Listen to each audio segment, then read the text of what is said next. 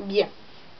Madame, monsieur, si je vous parle aujourd'hui, c'est que c'est un sujet qui est plutôt critique. Ce sujet, vous le connaissez tous, j'en suis sûr. Je vais vous parler de l'automobile française, PSA. Je vais être plutôt fort avec vous, car tout le monde va en avoir pour son grade.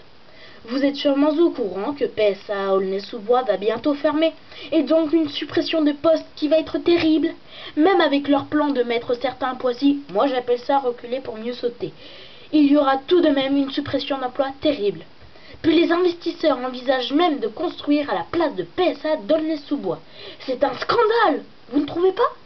Si l'usine d'Aulnay-sous-Bois va bientôt fermer, c'est en grande partie à cause de Volkswagen.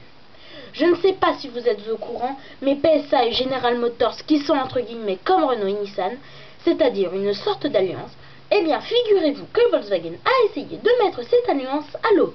Oui, Volkswagen a essayé de mettre cette alliance à l'eau. Je ne vous mens pas. Peut-être que Volkswagen avait peur de se faire piquer la vedette. Peut-être que Volkswagen avait peur que ses ventes ne diminuent. Après on dit que Peugeot n'a qu'à innover ses modèles. Mais regardez Volkswagen. Regardez Volkswagen. Attendez. Et vous qui avez une Golf, une Polo, un Touran, ou je ne sais quoi encore, ça ne vous choque pas?